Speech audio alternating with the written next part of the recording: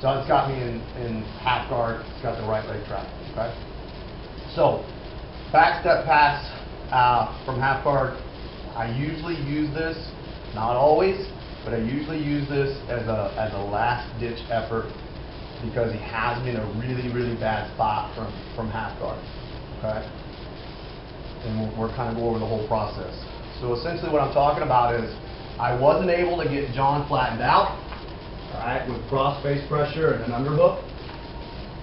When I do my back step pass, it's typically because John not only had the underhook, but he had a deep underhook, he's already on his side, and he's blocking me from even getting a cross face.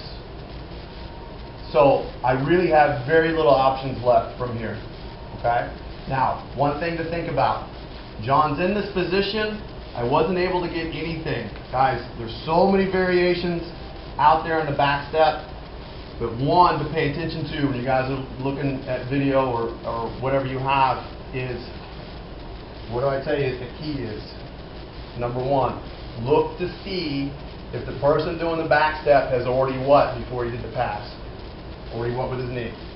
Already popped it out. It does make a difference. Does that make sense? Some of them it doesn't, some of them does. We're doing it no gi. Pay attention to whether they're in a gi. Whether they're grabbing the gi pants, whether they're grabbing the jacket, whether they're grabbing the belt. Does that make sense? All of those things matter when you're picking your back step pass.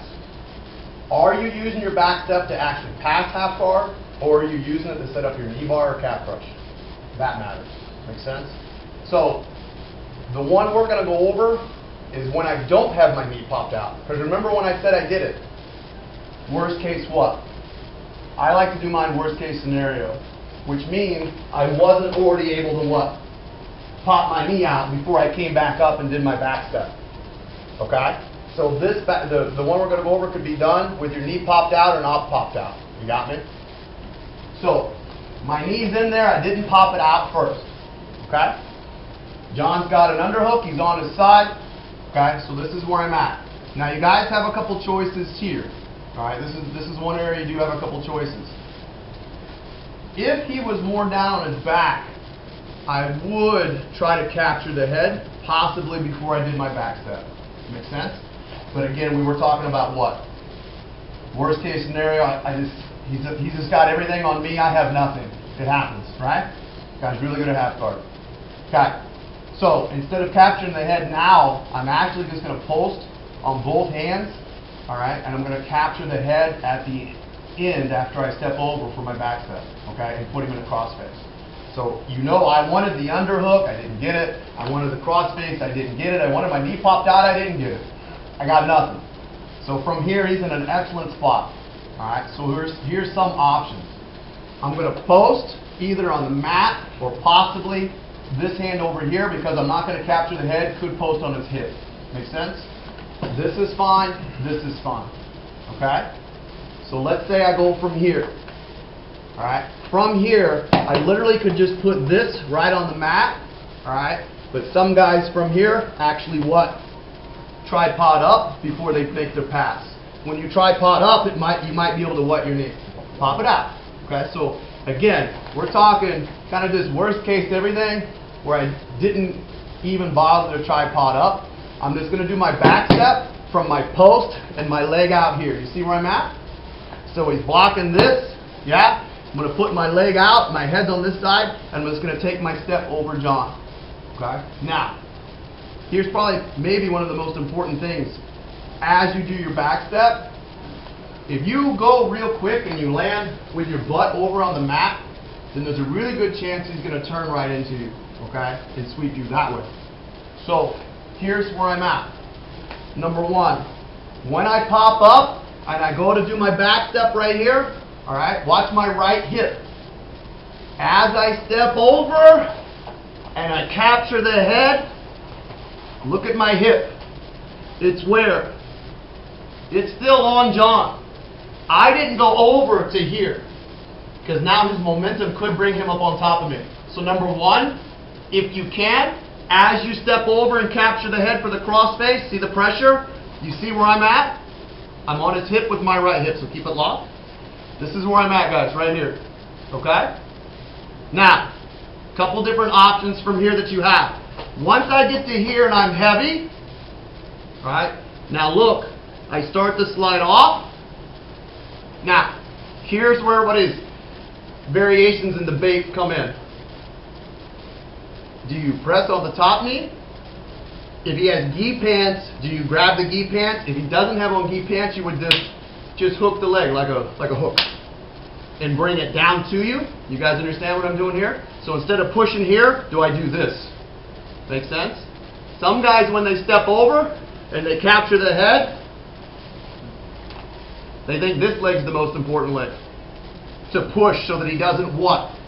So that he doesn't come right into me. Okay? If you miss the hip, or even if you get the hip, I think for me the foolproof way is as I slide down is to push on the top knee so that he can't what? His momentum can't bring him to me. Make sense? Okay? So now this is where I'm at. You see this foot out here? I push on this knee to make sure that he doesn't turn in right away. I have my pressure right here. Alright, I'm on my right hip. I slid off to here. Now, from here, I'm going to take my left hand. I'm going to post on his hip. You see this? So now I'm going to capture his hip right here. Alright? So, once I have that hip secure, I kept him from turning into me. I'm going to get this hip right here. Now look what I'm going to do. I am going to scoot my hips with my left leg, watch.